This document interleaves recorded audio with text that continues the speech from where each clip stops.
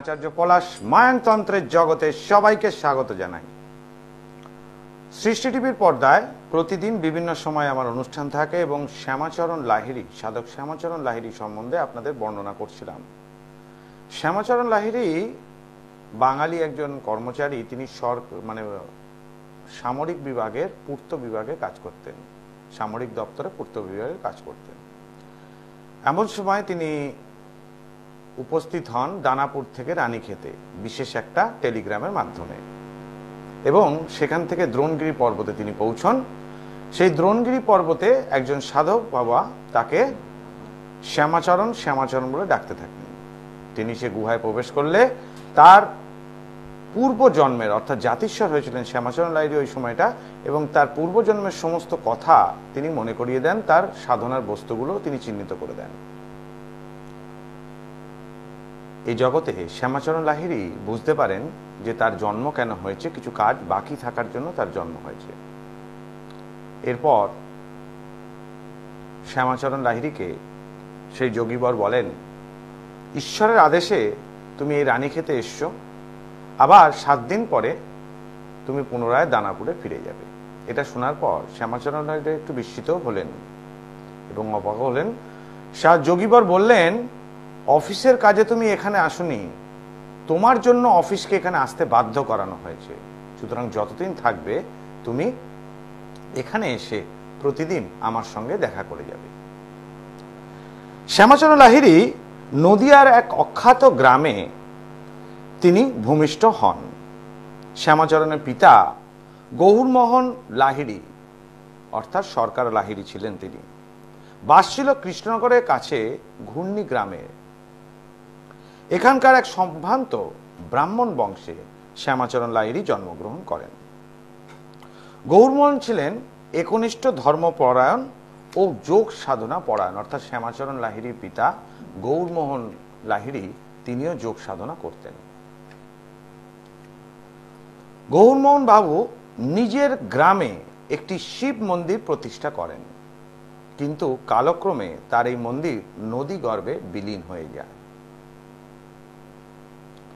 পরবর্তীকালে শিবের আদেশ অনুসারে বিগ্রহটিকে নদী গর্ভ থেকে উদ্ধার করে নতুন একটি মন্দির নির্মাণ করে সেখানে স্থাপন করা হয়। আজও সেই স্থানটি ঘূর্ণির শিবতলা বলে প্রসিদ্ধ। এই শিব পূজায় গৌরমোহনের পত্নী মুক্তকেশী দেবীর খুবই আগ্রহ ছিল। অর্থাৎ এক্ষেত্রে বোঝা যাচ্ছে যে পুত্রকে যদি সাধক হতে হয় তাহলে তারা পিতা এবং মাতারও কিন্তু সাধনা এবং ঈশ্বর ভক্তি অতি অবশ্যই থাকতে হবে। তবেই কিন্তু সেই রক্ত এবং সেই বীজ থেকে, সেই নারী থেকে সেই পুত্রের জন্ম হয়। যদিও বা শ্যামাচরণ লাহিড়ীর দ্বিতীয়বার পুনর্জন্ম হলো, কিন্তু তা সত্ত্বেও তার যে জন্মগ্রহণ করেন সেই জন্মগ্রহণের সময় তার পিতার নাম ছিল গৌরমোহন লাহিড়ী এবং মাতা মুক্তকেশী দেবী, দুজনেই ধর্মপরায়ণ। যেরকম তৈলঙ্গ স্বামীর পিতা ও মাতা দুজনেই ধর্মপরায়ণ ছিলেন, আগে আপনাদের এপিসোডে বলেছিলাম, সেরকম শ্যামাচরণ লাহিড়ীরও পিতা ও মাতা দুজনেই ধর্মপরায়ণ এবং ঈশ্বর ভক্তি এবং যোগ সাধনায় তারা পারদর্শী। ধর্মনিষ্ঠ দম্পতির গৃহ আলো করে 1828 খ্রিস্টাব্দে আশ্বিন মাসে শ্যামাচরণ লাহিড়ী আবির্ভূত হন। অর্থাৎ 1828 খ্রিস্টাব্দে আশ্বিন মাসে তিনি জন্মগ্রহণ করেন। শৈশবে শ্যামাচরণের মাতৃবিয়োগ হওয়ার পর গৌরমোহন তাকে নিয়ে কাশীতে বসবাস করতে থাকেন। অর্থাৎ পার্মানেন্টলি তারা ঘূর্ণি গ্রাম ছেড়ে গৌরমোহন বাবুর স্ত্রী পরলোকে গমন করার পর তার পুত্র শ্যামাচরণকে নিয়ে গৌরবাবু চলে যান কাশী ধামে এবং সেখানেই স্থায়ীভাবে বসবাস শুরু করেন। কাশী শহরে চারিদিকে সাধু মহাত্মাদের আনাগোনা যথেষ্ট। এই পরিবেশে মানুষ হওয়ায় শ্যামাচরণের মনে জাগতে থাকে আধ্যাত্মিক জীবনের এক বিশেষ মূল্যবোধ। নিশ্চয়ই, যেমন বলা হয় সৎসঙ্গে স্বর্গবাস, অসৎ সঙ্গে সর্বনাশ। সুতরাং আশেপাশে যদি সাধু মহন্ত ব্যক্তিদের বা ধর্মপরায়ণ ব্যক্তিদের দেখা যায়, তাহলে নিজে যতখানি পাপ থাকুক না কেন মনের মধ্যে সেই ধর্মভাবটা আসবেই আসবে। এত সহজে ধর্মকে বিলীন করা যায় না। আর চারিদিকে যদি অধর্ম থেকে থাকে তার মধ্যে একজন ধার্মিকও থাকলে সে অধার্মিকই হয়ে যায়। পিতা গৌরমোহন শাস্ত্রপাঠ ও ধর্ম সাধনায় চিরবিশ্বাসী, নিষ্ঠা ভরে ঋগ্বেদ পাঠ করেছিলেন। তার প্রতিদিনের কার্যকলাপ, আমি কলার বন্ধুকে দেখে নিচ্ছি। জয় মা তারা। বলুন, কে বলছেন, কোথা থেকে বলছেন? রাজু দ্বারা, হাওড়া থেকে, তাই তো? নিজের সম্বন্ধে জানবে? হ্যাঁ বলো, জন্ম তারিখ বলো রাজু। 13 এপ্রিল 1985। টাইমটা বলো।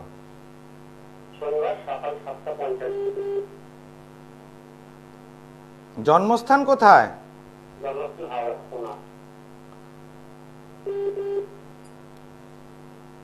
আচ্ছা, ভেরি গুড।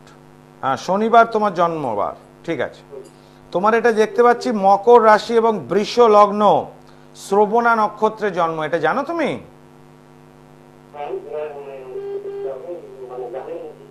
জানো না, আজকে প্রথম জানলে? রাশিটাও জানো না? মকর রাশি, মকর রাশি শ্রবণা নক্ষত্রে জন্ম, এটা মকর রাশিটা জানতে, বাকিটা জানতে না। আচ্ছা, তুমি একটু জেদি, তাই তো? কিন্তু জেদটা প্রকাশ পায় না, তাই নয় কি? আচ্ছা, ভেরি গুড।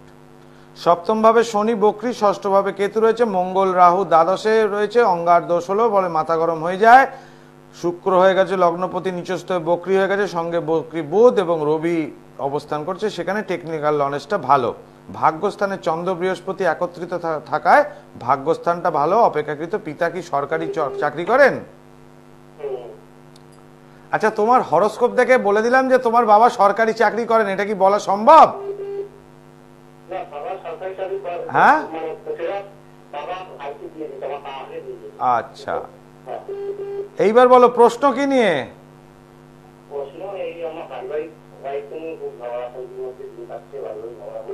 আচ্ছা, পারিবারিক অশান্তি, তাই তো? এখানে যেটা দেখতে পাচ্ছি বাবা, পারিবারিক অশান্তিতে তোমার থাকবে। তোমার যখন বিয়ের ব্যবস্থা হয়েছিল তখন তোমার মাঙ্গলিক দোষটা কি কাটানো হয়েছিল? কাটানো হয়নি। এই পারিবারিক সমস্যাটা থাকবে বাবা, কারণ লগ্ন সাপেক্ষে সপ্তম ভাবে শনি বক্রী অবস্থান করছে এবং দ্বাদশ ভাবে লগ্ন সাপেক্ষে মঙ্গল থাকাতে ঘোরতর মাঙ্গলিক, এবং মঙ্গল দ্বাদশে থাকাতে, সপ্তম প্রতি হয়ে দ্বাদশে থাকাতে রাহু যুক্ত হওয়াতে ডিভোর্স হওয়ার একটা হরোস্কোপ বা জেল জরিমানাও কিন্তু হতে পারে এটা নিয়ে। কেমন? আবার চন্দ্র সাপেক্ষে যদি বিচার করা যায় তাহলে দেখা যাচ্ছে বর্তমানে বৃহস্পতির দশা এবং শনির অন্তর্দশা 2022। তোমার বিয়ে হয়েছে কতদিন? বিয়ে কতদিন হয়েছে? 12 সালে বিয়ে হয়েছে, অনেক দিন আগে। আর সমস্যাটা এখন বেড়েছে? আচ্ছা, ফালতু ঝামেলা করছে। এই ঝামেলা কি 2022 সাল থেকে শুরু হয়েছে? আচ্ছা, তো এখানে তো বাবা এই জায়গায় কেউ তৃতীয় ব্যক্তি প্রবেশ করেছে। মাঙ্গলিক দোষটা কাটালে ভালো হতো, এর জন্য একটু যোগাযোগ করতে হবে, ঠিক করা যাবে। কেমন? জয় মা তারা। সমস্যা থাকলে নিশ্চয়ই বলা সম্ভব, এবং সমস্যা এটা যে থাকবে কন্টিনিউ, এই জাতকের আমি বলে দিলাম। এই যে বলি সবতন্ত্র বারবার, মায়াংতন্ত্র একবার, করতে গ্রহের প্রতিকার, আচার্য পলাশের মেটাল ট্যাবলেটে জুড়ি মেলা ভার।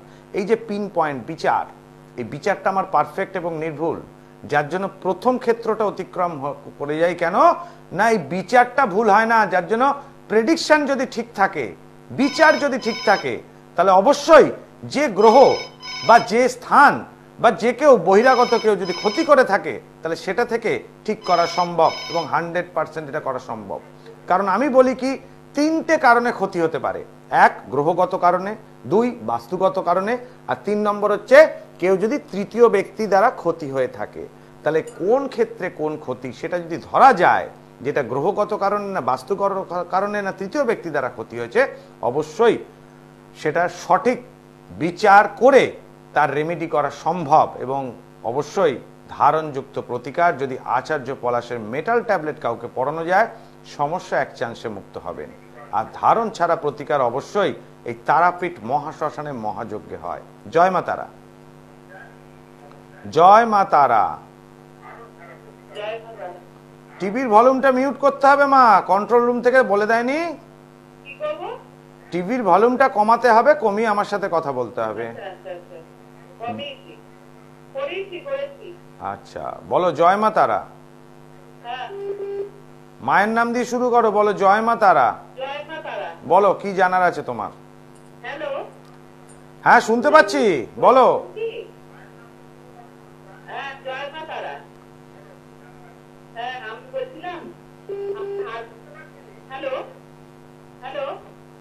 টিভির ভলিউমটা থাকলে সেইটা থেকে কানে শুনলে হবে না, যে ফোন দিয়ে আপনি ফোন করছেন সেই ফোনেই আমার সাথে শুনতে হবে। টিভির ভলিউম একদম মিউট করে দেবেন।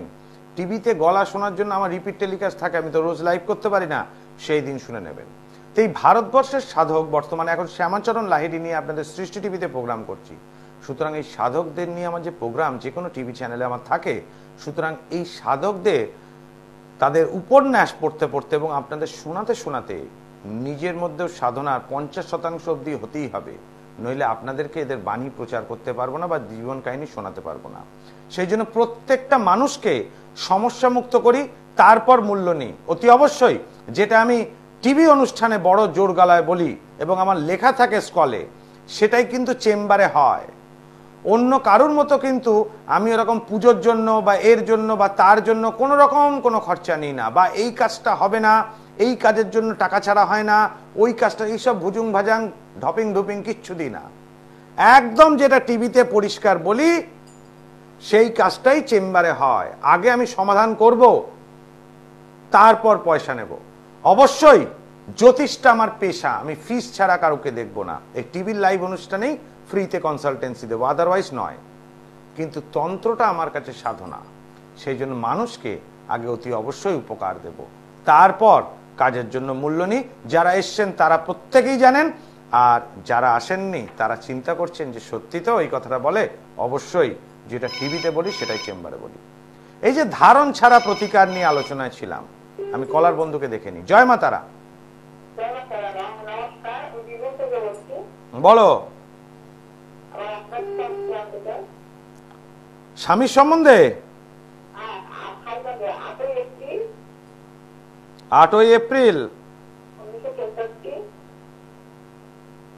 টাইম বলো, জন্ম সময় কি, জন্মস্থান কোথায়? বাঁকুড়া, রামপুরহাট। আচ্ছা, বীরভূম জেলা, তাই তো?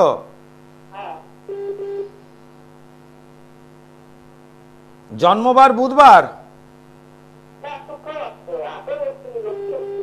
8ই এপ্রিল 1964, 66। আচ্ছা, হ্যাঁ শুক্রবার জন্মবার, ঠিক আছে। এবার বলো প্রশ্ন কি? শরীর স্বাস্থ্য নিয়ে।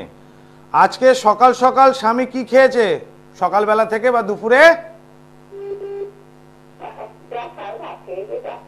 আচ্ছা, তো ভাত খেয়েছে, চা খেয়েছে, দুটো একসঙ্গে খেলে তো শরীর খারাপ হবে, এটা তো স্বাভাবিক, তাই না?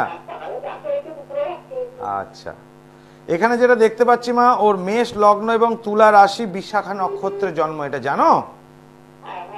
জানো, তুলা রাশি এটা অন্তত জানো, তাই তো? আচ্ছা, এইবার বলি শরীর স্বাস্থ্য নিয়ে সমস্যাটা হচ্ছে, একে তো বয়স বাড়লে মানুষের শারীরিক একটা সমস্যা হয়। এবার লগ্ন সাপেক্ষে অষ্টম ভাবে কেতু অবস্থান করাতে এবং অষ্টমপতি দ্বাদশে অবস্থান করাতে শরীর স্বাস্থ্য খুবই খারাপ। অপারেশন কি হয়েছে মাঝখানে?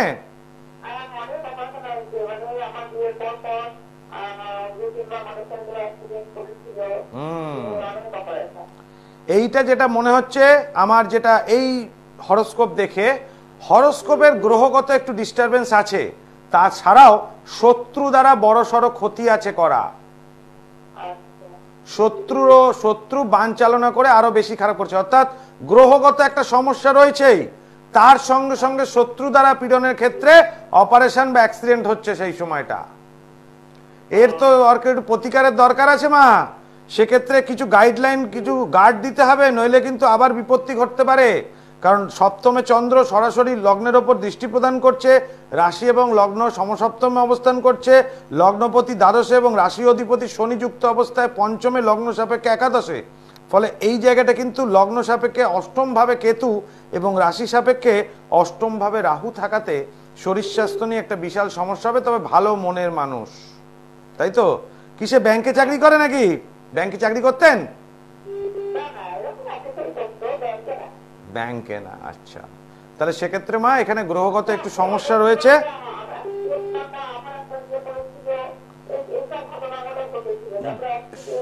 বলে দিচ্ছি, শুক্রের মহাদশা, রাহুর অন্তর্দশা, ঠিক আছে? এই শুক্রের মহাদশা 2015 সাল থেকে শুরু হয়েছে, থাকবে 35 সাল অবধি। শুক্রের মহাদশা এই বয়সের জাতক জাতিকাদের ক্ষেত্রে ভীমরতি ধরায়, ঠিক আছে? মানে অন্য পথে চালিত করে, এরকম কি হয়েছে?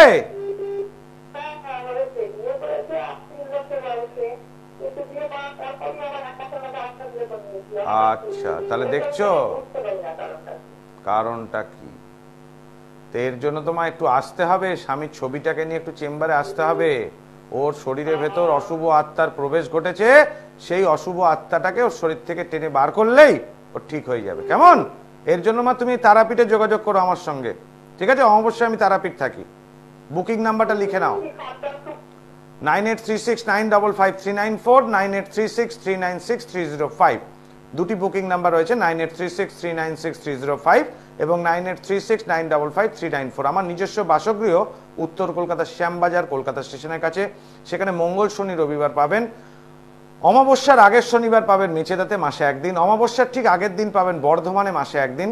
বুধবার দিন পেয়ে যাবেন আমাকে ব্যারাকপুরে, যথাক্রমে একটা অন্তর একটা বুধবার পাবেন। এবং শুক্রবার দিন পেয়ে যাবেন হাওড়া ময়দানে, যথাক্রমে একটা অন্তর একটা শুক্রবার হাওড়া ময়দানে আমি বসি। এই জ্বালাবান, বুড়ো বয়সে ভীমরতি ধরা, একাধিক বিবাহ কিভাবে হয়, এই যে ধারণ ছাড়া প্রতিকার যেটা আসছিলাম, এই যে ভদ্রমহিলার স্বামী, এনাকে কিছু পড়ানো যাবে না, কিন্তু একে ঠিক করতে হবে। তাহলে কি দরকার? এই ব্যক্তির একটা ছবি আর তার নাম। ফলে এই ব্যক্তির ছবি এবং নাম দিয়ে সেই ব্যক্তির একটা পুতুল তৈরি করতে হবে মাটি দিয়ে, এবং ওই পুতুলে প্রাণ প্রতিষ্ঠা করতে হবে। আমি আগে কলার বন্ধুকে দেখে নিই। জয় মা তারা। বলুন, কে বলছেন, কোথা থেকে বলছেন? নমস্কার।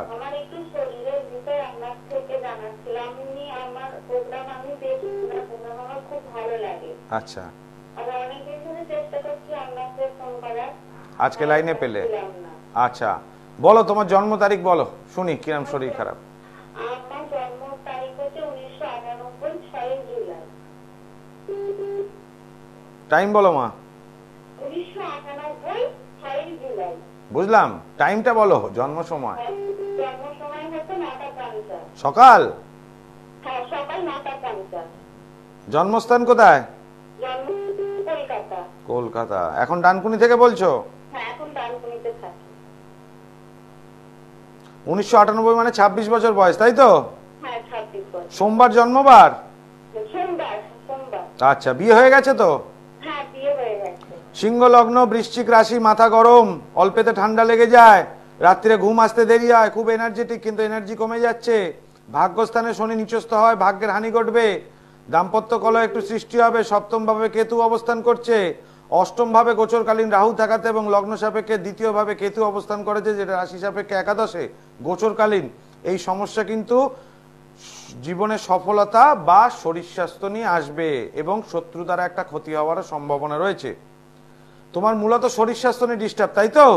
হ্যাঁ, একদম ঠিক বলেছেন। শরীর স্বাস্থ্য আমার কাছ থেকে জানতে চাই। দেখো মা, হরোস্কোপ অনুযায়ী একদম তোমার জন্ম ছক অনুযায়ী, ঠিক আছে, জন্ম ছক অনুযায়ী যেটুকু পাচ্ছি, শরীর স্বাস্থ্য নিয়ে ডিস্টার্ব হওয়ার কিন্তু খুব বেশি সমস্যা নয়। মানে এটা দেখো, মানুষের জীবনে তো শরীর খারাপ হবেই, তাই না? কিন্তু এই যে ঠান্ডা লাগা, তোমার অল্পেতে একটু ঠান্ডা লেগে যায়, তাই তো? ঠান্ডা লাগে, তারপর আমার একটু পেটের সমস্যা রয়েছে, কিন্তু এই সমস্যাটা আকারে বাড়ছে। কিন্তু তোমার হরোস্কোপ দেখে যেটুকু পাচ্ছি মা, সেই হরোস্কোপে কিন্তু এই শুধু সামান্যটুকুই হওয়ার কথা, এতখানি বাড়ার কথা না। এর থেকে তাহলে বোঝা যাচ্ছে এটা শত্রু দ্বারা ক্ষতি রয়েছে। এবং শত্রু দ্বারা ক্ষতি শুধু নয় মা, আগামী দিন কিন্তু খুব সময় ভালো নয়। আমি তোমাকে এটুকু বলতে পারি, 2024 তো 2024-এর নভেম্বরের পর থেকে তোমার খারাপ সময় আস্তে আস্তে শুরু হবে এবং থাকবে আপ টু 2033 পর্যন্ত। শত্রু দ্বারা ক্ষতি, বিছানায় শয্যাশায়ী হয়ে যেতে পারো। এর জন্য তো একটু প্রতিকারের দরকার আছে, নইলে তো মুশকিল। একটু যোগাযোগ করতে হবে, বাড়ির লোককে নিয়ে একটু যোগাযোগ করতে হবে। মা, ঠিক করে দেওয়া যাবে, কারণ এখনো কিন্তু নভেম্বর মাসটা আসেনি, সুতরাং এখনো সেই গ্রহগত ছোঁয়াটা লাগেনি। শত্রু দ্বারা ক্ষতিটাই তোমার গায়ে লাগছে, এবং যখন গ্রহ এগেনস্টে যাবে তখন শত্রুর ক্ষতিটা পুরো মাত্রায় কাজে লাগবে। এটা ফেলে রেখো না, কেমন? এটা ফেলে রাখলে মা পরে কিন্তু নভেম্বর মাসের পর থেকে সমস্যা এমনখানি হয়ে যাবে, তখন কিন্তু আর ঠিক করা যাবে না। তুমি বুঝতে পারছো আস্তে আস্তে তোমার খারাপের দিকে যাচ্ছে, তখন কিন্তু আর রিকভারির জায়গাটা থাকবে না। এখনো রিকভারির জায়গা আছে, এই 3-4 মাসে তোমাকে ঠিক করা সম্ভব, ঠিক আছে? আর একবার ঠিক হয়ে গেলে আর কোনো প্রবলেম থাকবে না। জয় মা তারা। দর্শক বন্ধু সবাইকে আমি সহযোগিতা করি, আর কোনো ফোন নেব না, কারণ সময়টা খুব সংক্ষিপ্ত, কন্ট্রোল রুম থেকে জানানো হলো। তো এই যে সাধকদের বাণী আপনাদেরকে তুলে ধরছি, যে বারবার বলছি যে বাস্তবিকতাতে এই যে ক্লায়েন্ট যাদেরকে আসতে বলছি, সবাইকে বলি না অবশ্য, যাদের যাদের বলছি এদের কিন্তু সমস্যা আগে মেটাবো। যে সমস্যার জন্য আমার কাছে এসছে, অবশ্যই সমস্যা মেটানোর জন্য যে মূল্যটা খরচা হবে সেটা কিন্তু আমি আগে ধার্য করি না, তার বদলে যা যা প্রয়োজনীয় আমি আগে সরবরাহ করি। তন্ত্রটা আমার কাছে সাধনা, আমার কাছে পেশা নয়। মানুষের ভাবমূর্তি দিয়ে ঈশ্বরকে নিয়ে ব্যবসা করাটা আমার ব্যবসা নয়। জ্যোতিষটা আমার পেশা, আমি হরোস্কোপ দেখে প্রেডিকশন করি। মানুষকে কনসাল্ট দেওয়াটা আমার পেশা, পয়সা নিয়ে উপদেশ দিই, বিনা পয়সার উপদেশ কেউ নেবে না। ছোট থেকে বড় বড় কোম্পানির লোকেরা আমার সঙ্গে যোগাযোগ করে, তারা ফিস জমা দিয়ে তারা ডিসিশন নেয়, মার্কেটিং ডিসিশন। এটা আমার পেশার মধ্যে পড়ছে, কনসালটেন্সি এবং তার সঙ্গে সঙ্গে জ্যোতিষ চর্চা। কিন্তু তন্ত্রটা আমার কাছে সাধনা, আমি ঈশ্বরকে নিয়ে ব্যবসা করি না। যার জন্য প্রত্যেকটা মানুষকে আগে উপকার দিই, প্রত্যেকটা মানুষ, একজনও খালি হাতে ফিরবেন না, এবং তারপর আমি মূল্য নিই। কারণ সমস্যা মুক্ত হলে, এই নয় যে একটা তাবিজ ধরিয়ে পয়সা নিলাম বা একটা কিছু ধরিয়ে পয়সা নিলাম, অবশ্যই নয়। সমস্যা মুক্ত হলে আমি পয়সা নিই, তার আগে নিই না। আর যত জোর গলায় বলছি সেই জোর গলাতে কাজও করি। আসন্ন যে শ্রাবণী অমাবস্যা, দেবাদিদেব মহাদেবের মাস, আর ভাদ্র মাসে কৌশিকী অমাবস্যা, তারাপীঠ মহাশ্মশানে মায়াংতন্ত্রে যেখানে না বলে কিছু হবে না। কারণ যে সমস্ত কাজগুলো অঘরী দ্বারা ক্ষতি হয়েছে, সেই ক্ষতির কাজগুলোকে কাটান করতে হবে এই শ্রাবণ মাসের অমাবস্যায় দেবাদিদেব মহাদেবের মহামৃত্যুঞ্জয় কবচ দ্বারা। আর সেই দিন আমি অঘরী বেশে যজ্ঞ করি। যারা ইউটিউব ফেসবুকে আমার সাথে রয়েছেন তারা প্রতি মাসের যজ্ঞের আপডেট দেখতে পারেন, এবং আমার রেড কালার বস্ত্র, আমার ইউনিফর্ম রেড। তো বিশেষ বিশেষ অমাবস্যা যোগে কিন্তু আমি কালো পরে অঘরীদের বানগুলোকে কাটাই।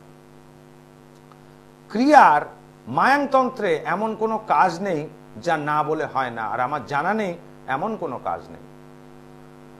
সময় নির্দেশ করছে অনুষ্ঠান শেষ করার জন্য, যে বসে রয়েছে কন্ট্রোল রুমে কন্টিনিউ হাত নাড়ছে যে এবার কাটতে হবে। ঠিক আছে, কাটার তো সময় হলো।